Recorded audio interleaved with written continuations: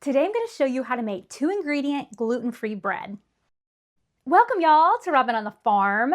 My very most popular recipe is my 2-ingredient bread recipe.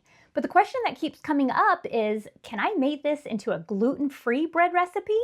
And the answer is yes. So today I'm going to show you exactly how to make a 2-ingredient gluten-free bread. This one's super simple and super quick. You can have it done from start to finish in just about 45 minutes. So let me show you how to make this really easy 2-ingredient gluten-free bread. To make this bread, you're going to need some gluten-free self-rising flour. But don't worry, if you don't have any self-rising gluten-free flour, I'm going to show you how to turn regular gluten-free flour into self-rising gluten-free flour. But for the very simplest recipe, you're going to need self-rising gluten-free flour and some milk.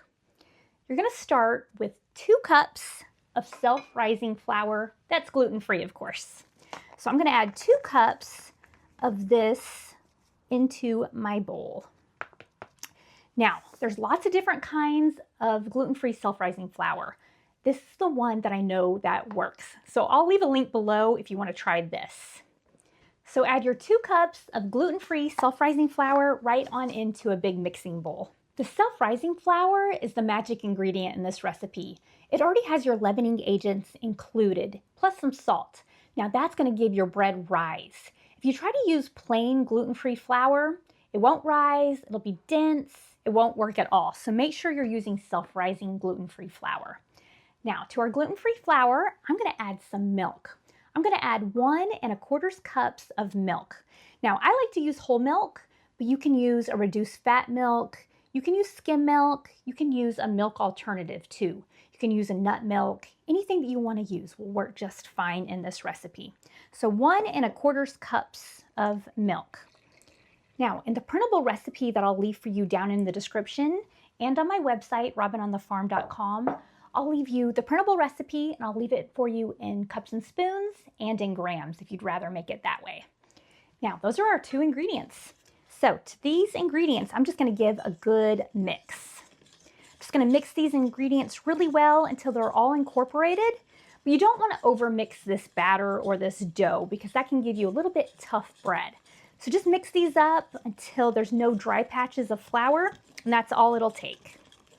Now a milk with a higher fat content will give you a little bit better texture to your bread. So if you are using skim milk or a low-fat nut milk, one trick that you can do if you want your texture to be a little bit better is you can add about a tablespoon of any kind of oil that you want, and that will help the texture of your bread. Before you even get started on this recipe, be sure to get your oven preheated to 350 degrees.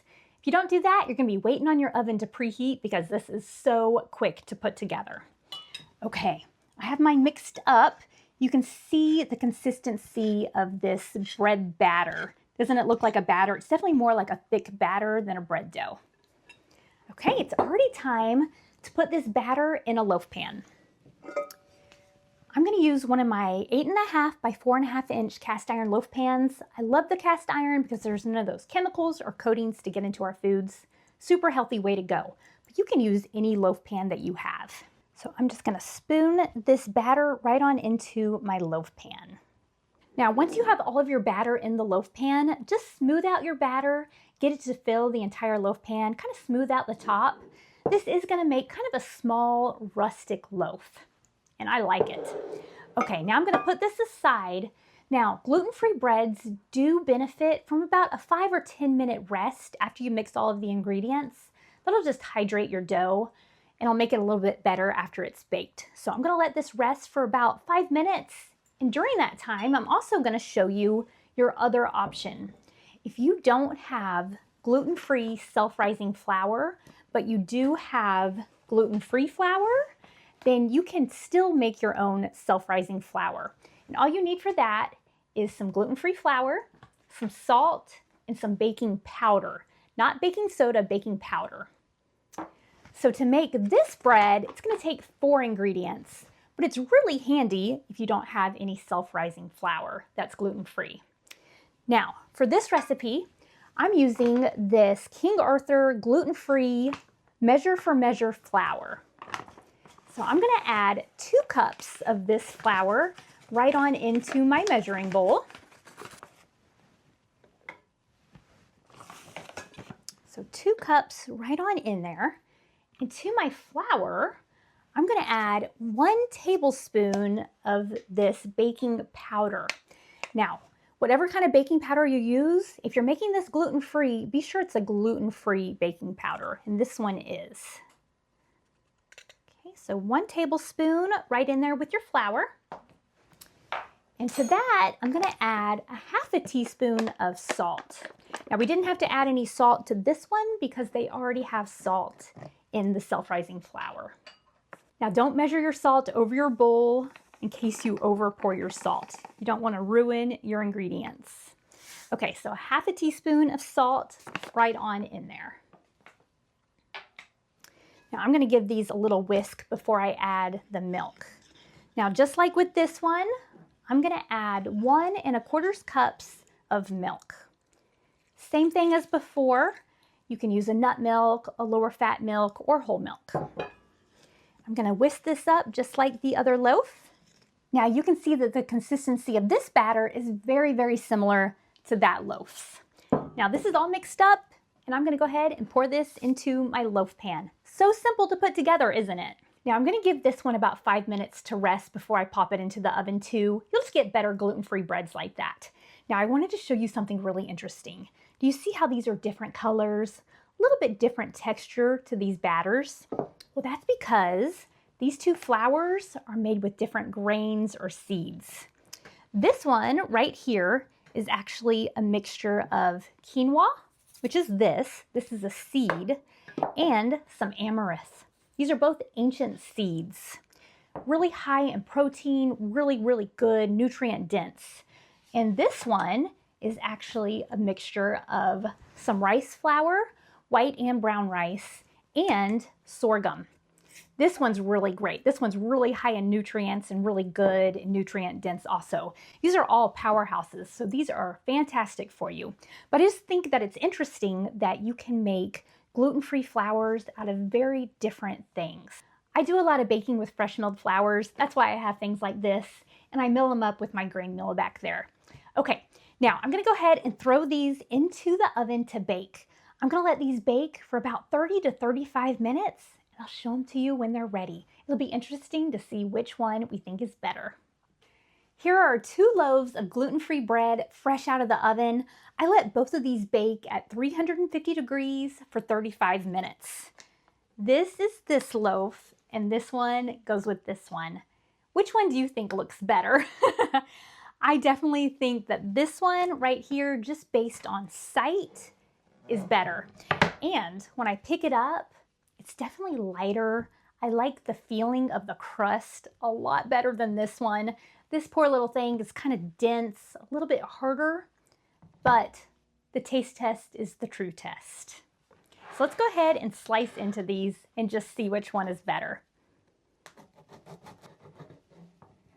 Okay, now really, this is a gluten-free bread, and it really needs to cool all the way to get the best texture and the best crumb. But I don't have patience to wait for that right now. So this is a slice of this one. I'm going to go ahead and take a little bite. Now I'm actually really surprised how good it tastes, and it's a lot softer than I thought it would be.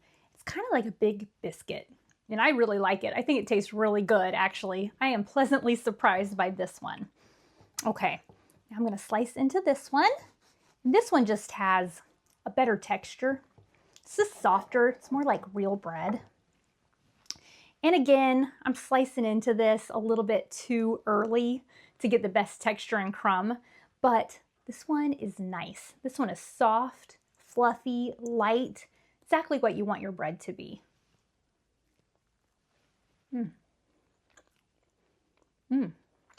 The texture and the chew and the softness and the lightness, I mean, this one is great. But it definitely has a little bit more of an earthy taste, a little bit nutty. And this one doesn't really have that. This one's a little bit more mild in taste. So really, just based on that, looks-wise, this one is fantastic. Texture, fluffiness, all of that, this one wins. But really, this one isn't bad. And I feel like this is a lot more readily available than this. For gluten-free breads, I am really impressed with both of these loaves. The true 2-ingredient gluten-free bread, I mean the texture, the lightness, the fluffiness, the chew is fantastic. The flavor is a little bit different than I expected. It's definitely more like a whole wheat bread compared to a white bread. It's a little bit of a nutty taste, an earthy taste. I think it's good. I like that. This one is our 4-ingredient gluten-free bread. It's definitely a little bit more dense, a little bit harder, but when I took a bite of it, it's still really soft inside. It has a really nice biscuit-like texture. The flavor is definitely more mild. I like this one too. I feel like they turned out totally different, and you could really be happy with either one, or make both of these. Use them for different things. I'm going to leave the printable recipe down in the description and on my website, robinonthefarm.com. Give these a try and let me know if you like them. I store my homemade breads in our handmade beeswax bread bags. My daughters and I make these together using 100% cotton and organic beeswax. They're a simple, healthy swap for plastic. They're a cleaner, more natural way to keep your bread fresh. We have lots of cute patterns available on our website, robinonthefarm.com. I'll also leave links to both of these gluten-free flours so that you can find them really easily. Thank you so much for being here with me on Robin on the Farm. I'll see y'all next time. Robin's in the kitchen, dough beneath her hands, wheat from the fields and eggs from her land. Sunlight through the window, a warm golden glow. She's working hard to make that dough. With flour on her apron, loving each knead, ground wheat fresh, sowing her seed. The smell of fresh bread rises in the air. Simple life without a care. In Robin's kitchen, dreams come alive. Each loaf of bread a reason to strive. From sunrise to sunset, her heart's on show, working hard to make the dough.